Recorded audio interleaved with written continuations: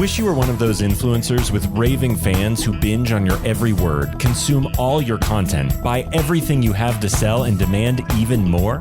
Then stay tuned while Authority Magazine columnist and BuzzFeed contributor Tracy Hazzard shares strategies, tips, and tactics from top videocasters, podcasters, authors, and social influencers on creating that bingeable factor.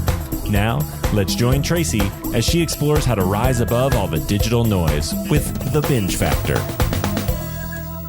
Hey everyone, welcome back to the Binge Factor. I'm Tracy Hazzard, and I got a host that came across my desk today that I'm her perfect audience. I'm her perfect profile. I'm a female CEO of a company that's going from 7 figures to 8 figures.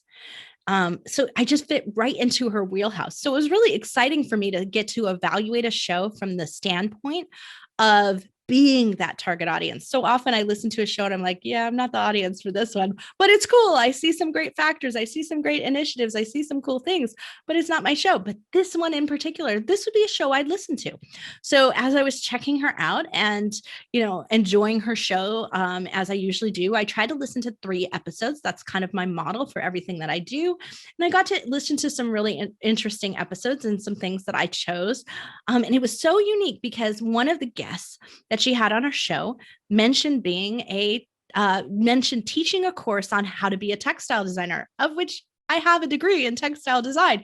So it's so shocking and so much fun when something is that tightly connected to you. And it happens to be this kind of obscure match to either the host or to the guest. That creates a really tremendously quick rapport. So getting to those stories, getting people to tell those things that you may not hear otherwise, that's maybe not in their bio.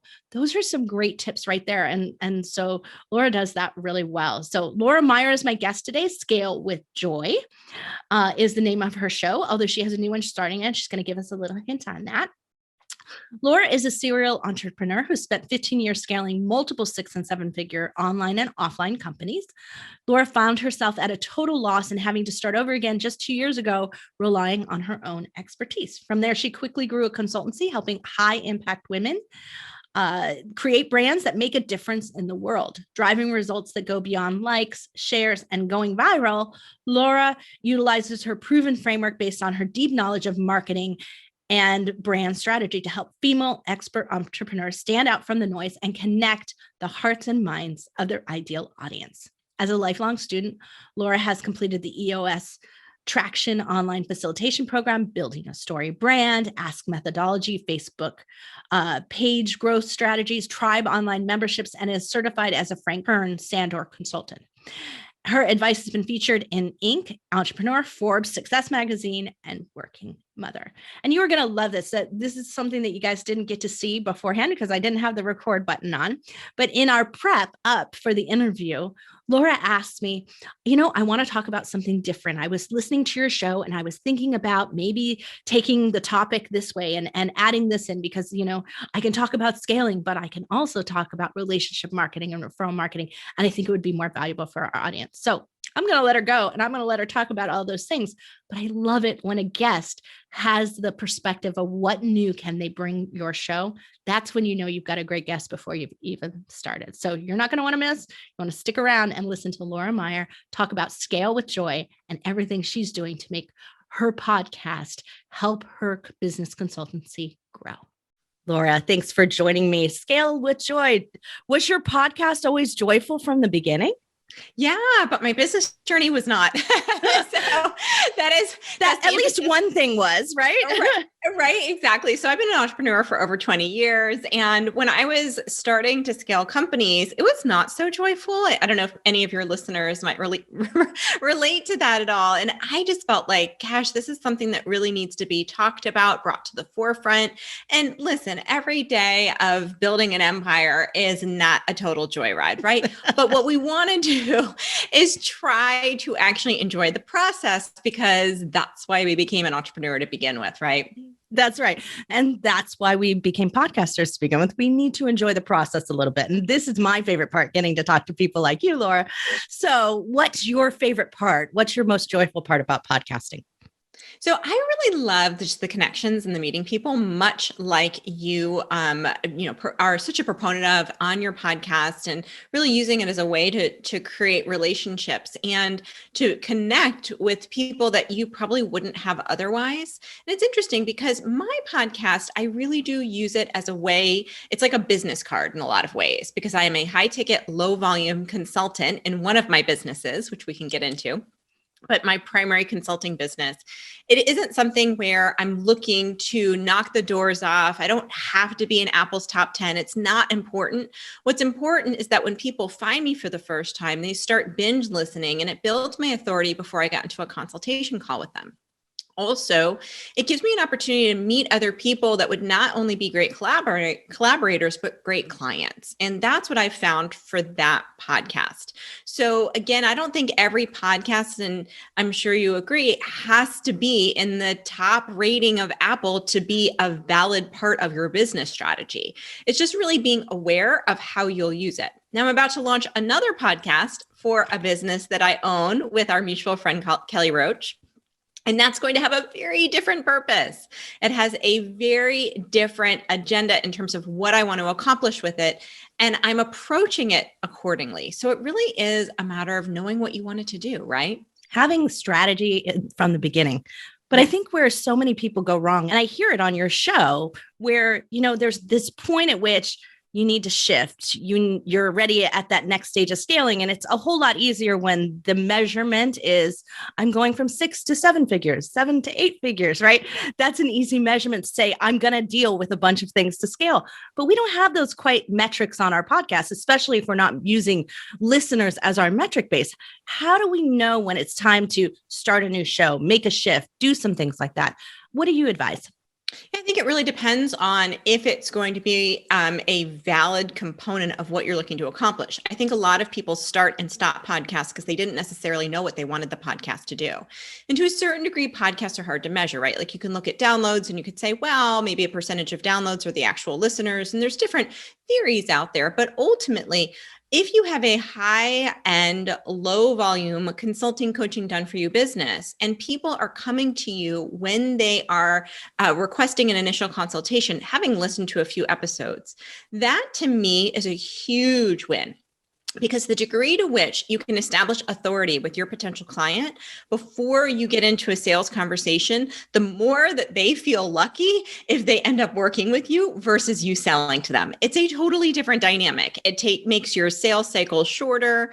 It makes it so much easier for you to establish credibility with a potential client, so that a lot of times, I don't know if anybody who's listening has felt this way, but sometimes when you are a coach, consultant, done for you service provider, and you're on the higher end of things, people make that initial investment and they're still trying to figure out if you're legit, right? And you've onboarded them, they've paid you, and you're still trying to earn that credibility. And it can be very frustrating. And so I find that outside of referral marketing, relationship marketing, podcasts are one of the best ways to ensure that as they're onboarding, they're like, this is my person. I made the right decision. I'm not second guessing myself. I get what this person stands for, what their mission and vision and values are. And the degree to which it can do that for your sales process, I think it's well worth the effort. That it's so interesting that you say that, because my previous business was that really high ticket. Like we did $120,000 contracts minimum, plus upside royalties. So and they would be 2 years. So I would maybe onboard a new client once a year. It's just that thing. And we start our podcast and people were like throwing themselves at us. And we were like, we don't really take that kind of client. We, this is not a fit for us. And, eventually it was, wow, we better build a program to have a fit for our listeners. Have you found that? Have you found that there's sort of this desire to have some other programs and a push for that? Not necessarily. So it's very interesting. I think the natural progression for many experts is to go from one-on-one, high ticket, low volume to continue to grow to a group program. And I don't necessarily think that's the only way to be successful. You can be a very high-end, low volume service provider, especially people who are, for example, fractional C-suite executives, which is basically how I function. I'm like a fractional chief marketing officer. I really cap out at 5 to 7 clients a month.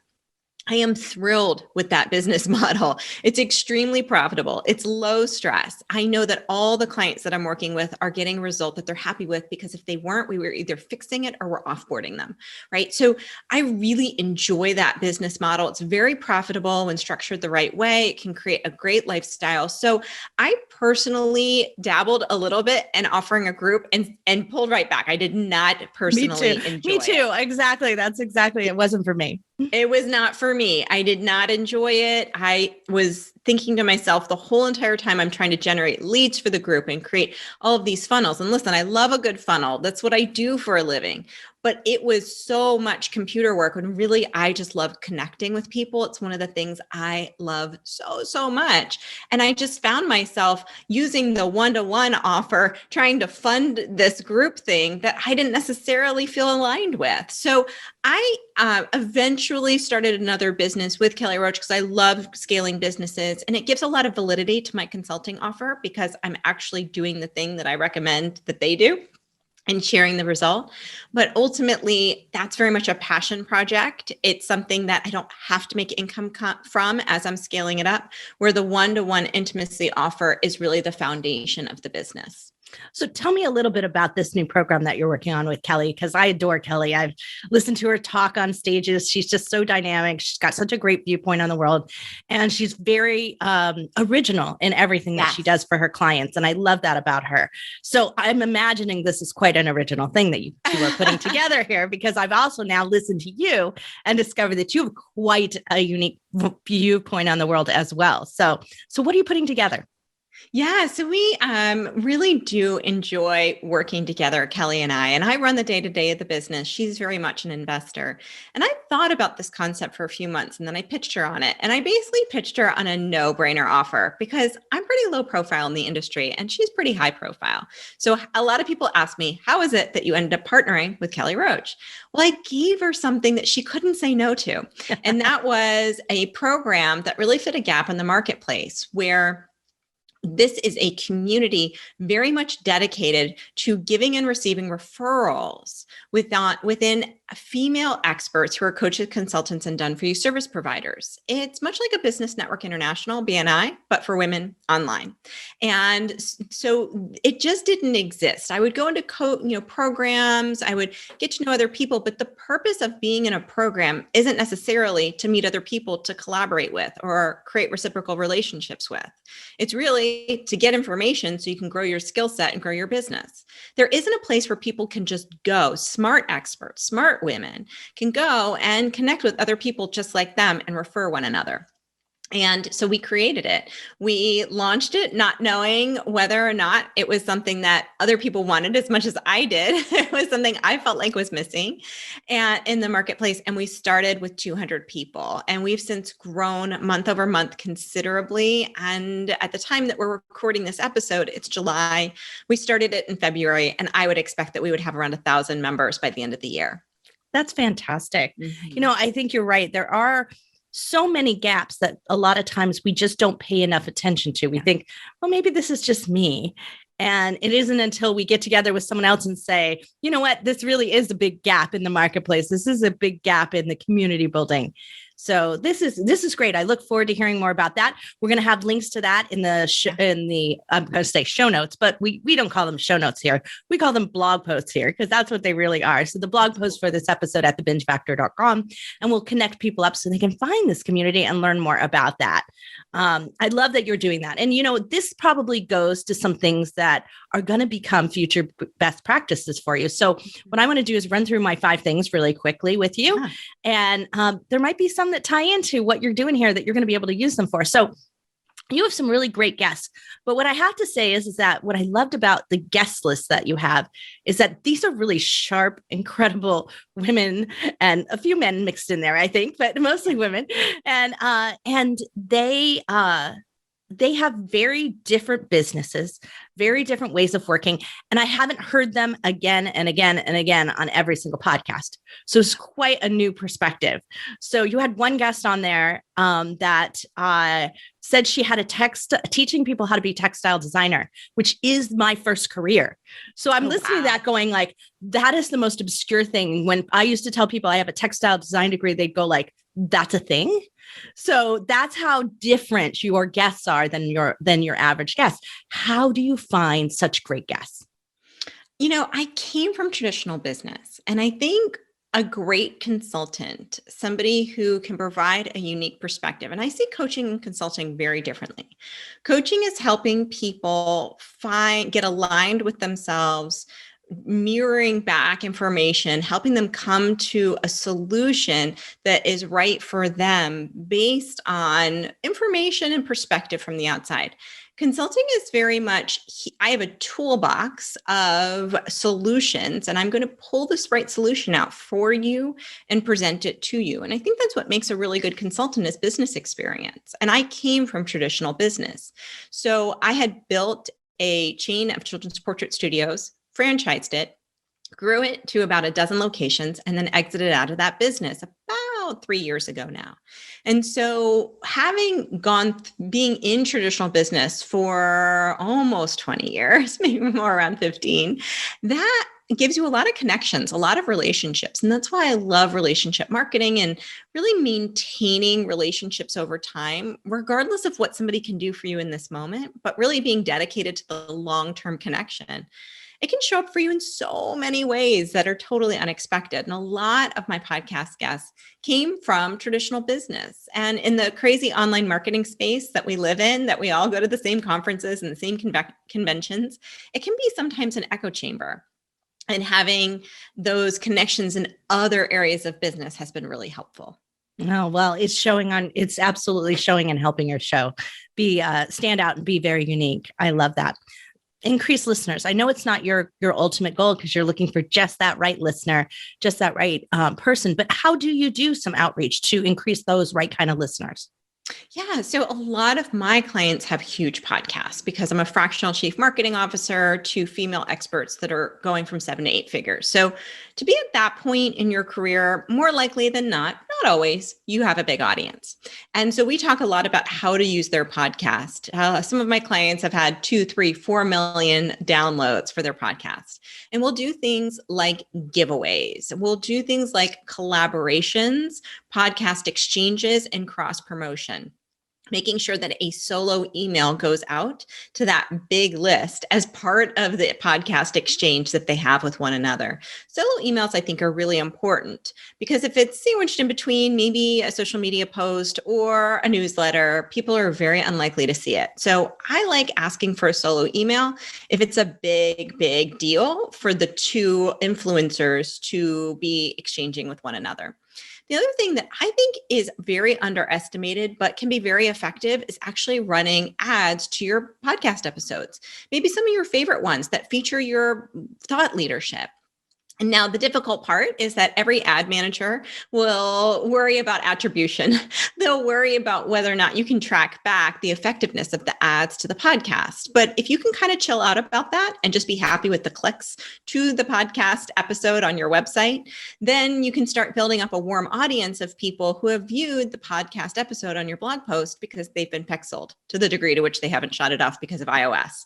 Right. So all of that can be so helpful in growing your audience with the right people, right? It doesn't matter if people are listening who you teach horseback riding and the person doesn't have a horse and has no interest in having one ever, right? That's not who you want. You want people who are the right fit for your offer and for your message, and ultimately can either be part of your audience, because I think building an audience avatar or ideal client is as important as building a buying avatar or ideal client. They're equally important.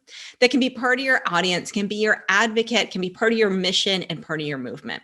Oh, I love that. Such great advice. And I love the idea of running ads. That's really so underutilized. I would absolutely agree with that. So your show has a great sound. You do a kind of little discussion point about some things. And then you have basically what is your intro then runs at that moment. And then you dive into your show. Sometimes it's topics and sometimes it has interviews. So you've got, a little bit of different formatting going on. How do you personally, forget the team that supports you or the production companies or whatever but how do you personally produce that so professionally? Oh my my gosh, I love this question. And I've actually never talked about this on a podcast before. Oh, good. So I'm about to share a major hack for your audience. What I do is when I'm out for a walk in the woods with my dog every morning, who is thankfully sleeping peacefully next to me and not making very much noise right now, I will voice memo just thoughts. Just random thoughts, random ideas. We all know that great ideas don't typically happen at the computer screen. They happen when you're out in nature and you're tapping into new areas of your brain. It's usually in the morning when you're fresh. And I'll go out for a walk and I will voice memo what I think could be a great podcast episode into onto the rev.com app. And then I'll just have it machine transcribed. It's not super expensive. And then later on, one of my team members will clean it up. I'll take a look at it. I'll add some things and fill it out a little bit more. Then I typically have my operations manager, who's pretty heavily involved in my business, take a look at it and add her ideas too, which she loves. And it makes her feel really included and part of the process. Then I will record that episode. But here's the trick. That episode then becomes the social media content foundation for all social media posts. Right. So I will then hand that to the social media manager. And this was a real struggle until I figured this out. I'd say, how do I get a social media manager that understands my voice and understands my client and can say things the way I would say them? And I think we all struggle with that one. Right. And you don't have to edit 8 times. And especially even some of my clients are $2, $3, $4 million in revenue. They're still going in editing their social media posts because it doesn't sound like them and it drives them crazy. Which I get. I'm laughing because I might be guilty of that. And my team is probably laughing right now as well. Oh my gosh. Who hasn't, right? Who hasn't gone in and been like, oh, this is so not me. And until I figured this out, that the solo episode, not even transcript, but pre-transcript, then becomes that week's social media content so that you can slice it and dice it and you have it in writing and you can lead with different angles and you can just basically use it for the foundation for any emails going out instead of having the transcript afterwards because you need all that stuff beforehand. Right. You need it the week that the podcast releases. So this time hack for me, it's probably 20 or 30 minutes total of my time. It is such a time saver on the back end because then I hand it to the people and I don't worry about it from there. And that I love. Oh, that's such a great tip. And so glad you focused on production, not from like sound and, get a great mic. We've heard that 1,000 times. So thank you for giving us such that new perspective on what you actually do. Love, love, love that. Engagement. Everybody wants to get engagement. They want to encourage that engagement. Now, of course, you might be looking for engagement from one person, but what does that engagement look like for you? And how do you encourage more of it? Engagement within social media or within podcast? But both, because obviously podcast feels really one way. So how do you encourage conversation off podcast? Mostly through social media and mostly through Instagram. Instagram is the platform that I use for the most part. And it's really interesting. A lot of people might say, well, I specialize in corporate or I have a very high-end clientele, 7, 8-figure businesses. Are they really on Instagram? And the truth is they are. And this is what I found. I found that big time CEOs, for example, the CEO of the private equity firm that I first started with when I was consulting, his director of communications manages his LinkedIn. He personally is on Instagram. He's following his kids. He's going to football games from his alma mater and tagging his friends. A lot of people are on Instagram personally. So I encourage direct messages through Instagram. I ask questions and stories about the podcast episode, trying to initiate two-way conversation. And I don't just post once about the podcast episode, but again, we post maybe 3 or 4 different times with different angles or messages from the same episode to really increase the shelf life of that podcast episode. And maybe saying it a different way would encourage conversation, whereas the first post that they saw didn't land quite as much with them. So we just try to get into two-way dialogue with Instagram. And I find a lot of people really like that. If somebody reaches out to me and it's really personal, something I said or did really resonated with them, I will voice message them back because I feel like that is so much more personal and it's so much more intimate than just replying with a thank you. I love that you're using your voice again, because that's already resonated with them, obviously. So you're then reinforcing that again. So love that. That's really great. So last thing, monetizing your show. Most people are not going to monetize in the traditional way. They don't realize it. You obviously already realize it, but how have you been able to successfully turn the podcast connections then into closing a client? Yeah, it's really interesting. There's been times I've had people as a guest and afterwards we end and they're like, what do you do again? And they become clients. It's so funny. It was not my intention at all. I always say when you ask for advice, you get money. And when you ask for money, you get advice, right? And so by just chit-chatting with somebody on a podcast, a lot of times they're your ideal client and they didn't know until you ended up just being a great podcast host for them. So I find that or a great podcast guest, because we might be having that conversation after this. You never know, right? You never know. Yeah, exactly. And I think just being generous and helpful and having that spirit is really rare in the online space. It's something that I teach a lot in our community because we are in a world where you go into the free Facebook groups with your hand out and who wants to know how I bought a Ferrari last week? Me. And I'll get the free downloads. And all we're doing is taking and attracting freebie seekers and then putting out that energy and our business doesn't grow, right? So I am because I've been around entrepreneurship for so long, and before social media, we all built our businesses on relationships. And I think that's really, really important to play the long game. I think particularly with podcasting, with speaking, with all of this. And many people say to me, Laura, how do you have the business you have? You just started consulting 3 years ago, and the first year was in private equity. And now I have all online influencers as clients. And really, it is the long game to develop relationships without asking for anything in return, but it gets you there a lot faster than actually trying to go out and get instant gratification. So I think it's a little bit of mindset is really important. I would actually say that's the most important. And the practical piece of it is having a lead magnet, having a small low ticket offer. I really love that. I have that for our membership. It's called the referral code, and it helps people understand how to generate a steady stream of warm leads in their business in 7 minutes a day or less. But I think it's having those types of offers if you want your podcast to lead into a higher volume offer is really, really important because it qualifies people. Are they willing to spend $27 or $37 to learn a little bit more about you? That person's more likely to buy from you later on than somebody who came in through a free lead magnet. Absolutely. Great advice there. And, I want to, we'll also, of course, link to the referral code so that everybody will be able to find that at the Binge Factors blog post. Let's talk a little bit about relationship marketing and referral marketing, that kind of model of it, and podcasting. What are some tactics, some tips that you can give us on how you do that well? Yeah. One of the things that I think is amazing about having a podcast is that you have something to be generous with. I think this is incredibly important.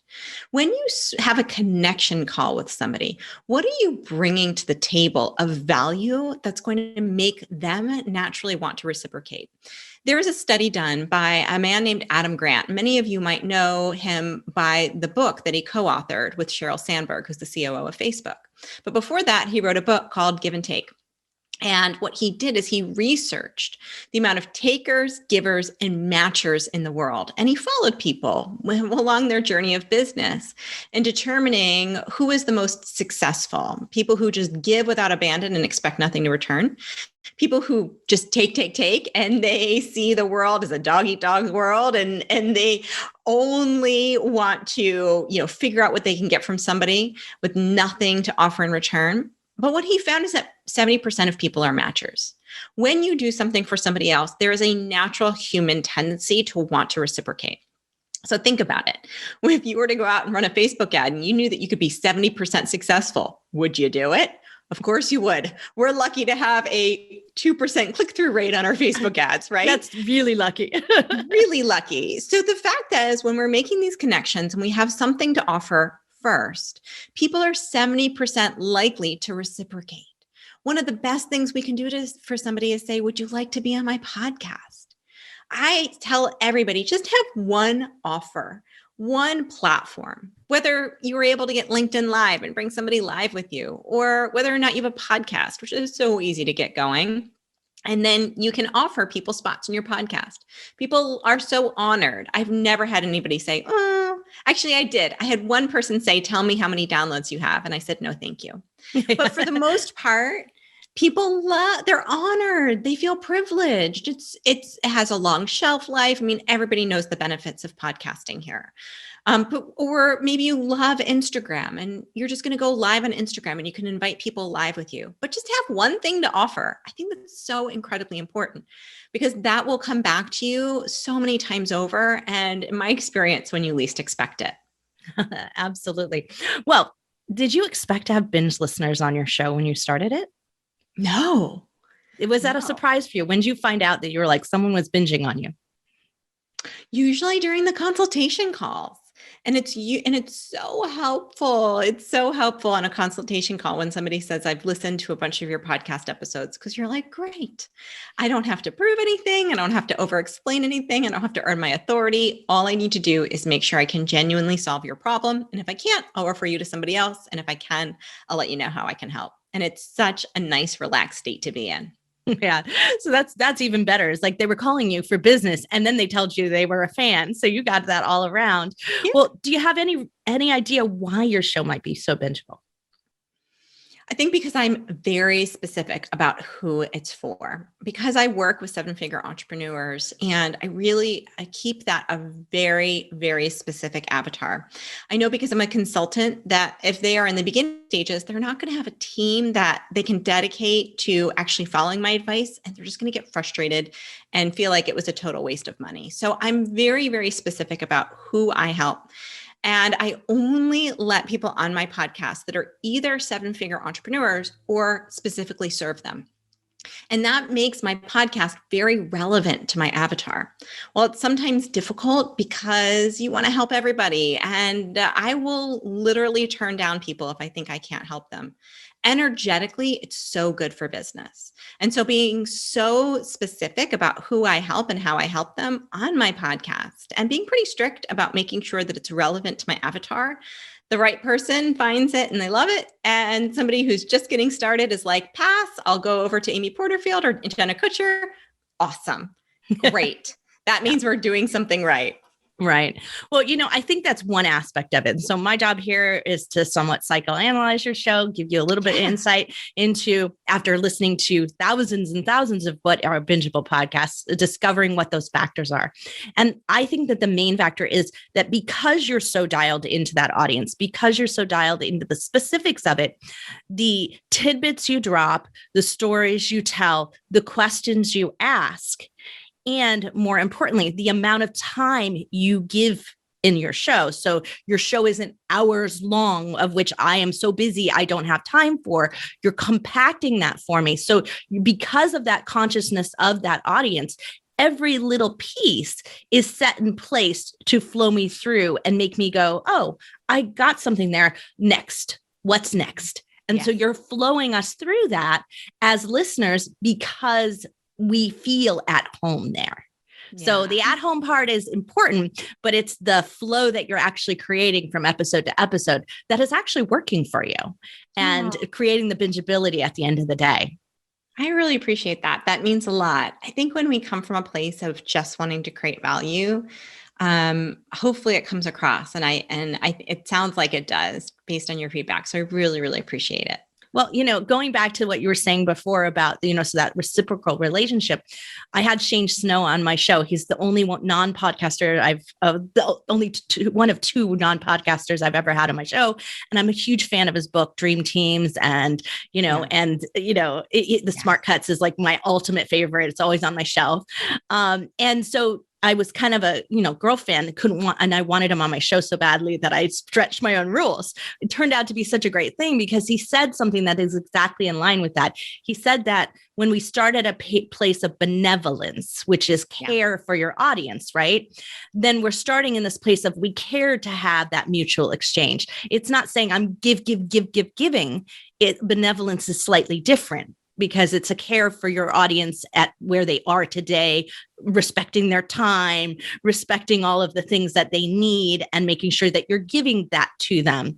That in and of itself invites that reciprocity right back. Yeah. I read a Harvard Business Review article recently that said benevolence is one of the primary factors of trust. Yes, it Really is. interesting. So yeah, so that's, love that you're doing all of that because it's tying in so well. So here's one of my favorite parts about podcasting is here we are. I get to learn something new every single time I interview someone. I get to check out some great tips, tactics, and things that are going on, which I can share with my clients and my audience. Those are all the fantastic things.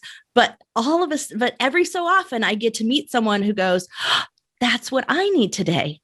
That's actually a show I could sit and consume. Doesn't happen to me every day, Laura, but it happened to me this time. And so you actually not only made my Good Pods list, you made my Good Pods favorites list, and you made my Instagram feed this morning. So this is a new thing that I've been doing as I've been listening, going, this is really resonating with me. I've been sharing it out. My social media team cannot be happier that I'm actually doing it for them. But you did that this morning. That says great inspiration from your show. So keep going with what you're doing because you're hitting into exactly the right audience.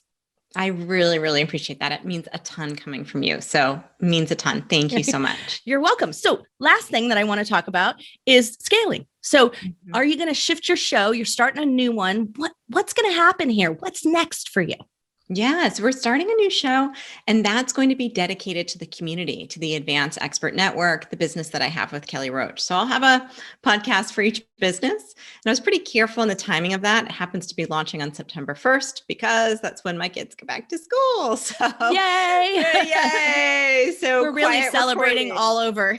Yes. So quiet recording again. Thank you. Hallelujah. So they are going back, but it'll be primarily featuring the members of our community and encouraging them to interview each other. We have this really incredible community of female experts that love to support each other, that are very like-minded, who are smart women in a variety of different categories and industries. And they have made some incredible connections with each other. So I'll be setting up the podcast, the tone of it and the mission of it, the values of it with some initial solo episodes. But then over time, it will be a lot of them connecting one another, interviewing one another, and it'll be called Advance Your Expert Brand. So the community is called The Advance, and then the podcast is Advance Your Expert Brand. Oh, I love that title. That's a great one. It has all the key components I love in a good title. It's telling you exactly where you're going to take them, exactly who belongs there, and it inspires that community. So wonderful job there. Great. I can't wait to hear it. It's going to be on my new favorites list. I'll be looking for you on Instagram to promote it out because obviously you already told us that was our best place to find you. So Laura, any last advice for someone who's thinking about starting a podcast, thinking about scaling their business into more marketing tactics and tools? Yeah, I would just say, just get started. Don't worry about it being perfect. Don't worry about being good enough. Don't worry about being the best in your category. That can happen over time, but really just make sure that you're serving people well in a niche that maybe isn't being discussed, and then you'll find success with it for sure. No. Laura, thank you so much for coming on Scale with Joy. Everybody's going to want to check that out. Laura Meyer, thank you for being here. Thank you. I really appreciate it. Laura was just amazing. She has, talk about such passion, such details, such energy, such information that she's got to convey. But the thing is that she's really paced about this. And I think that that's really probably key to why she's so good at what she does. She's paced about how much she gives you at any given time. She's not overwhelming you with everything that she can do. She's not overwhelming you with her topics. Her topics are nice, narrow, concise, to the point. Frankly, I don't subscribe to a lot of podcasts myself because I have to listen to them all day. Well, I get to listen to them all day, right? I get to listen to them as a part of my show. I get to experience this. So for me, it's like curiosity, exploration, and there's very few that make it through to my subscription list. Very, very few. But I can tell you that Laura Meyer has just made my subscription list. Scale with Joy, I'm going to go binge on all the episodes. She did just that. She tapped into exactly the right audience that happens to be me in this particular case. So it happened to match up really well. But when you have that, and then there's no question that the right person is going to hit the subscribe button, then you really have something going right with your show. That's what you want. You don't want there to still be doubts about whether or not they should subscribe when they're the perfect audience, right? They're a podcast listener. They're the perfect audience for you. They're exactly the people you're speaking to, and they're questioning whether or not they should subscribe to your show. It should be a no-brainer. It should be an automatic, I'm going to hit subscribe because there's no way I'm going to miss this. Now, you still got to get them to take the time to listen, right? You still got to hope that they're going to take the time, because it's not like you can make them, right? But you've gone a long way by being in their feed already, and by them hitting that subscribe button, as opposed to just trying to remember it, making a note in their phone to come back to it later. When they've hit it and they've hit subscribe, they're highly likely to see it pop up on them. And they're like, yeah, I wanted to listen to that show. I wanted to check that out. So Laura Meyer has really done that here. So Scale with Joy. I am so excited that I can listen to all these episodes. I've found it now. Like, it's a show I wouldn't have experienced otherwise. That's my favorite part about getting to be the host of the Binge Factor. I get exposed to so many great shows every single day, and so many great hosts that I want to do business with, or that I want to get to know, that I want to invite into my community, that I want to network further with, right?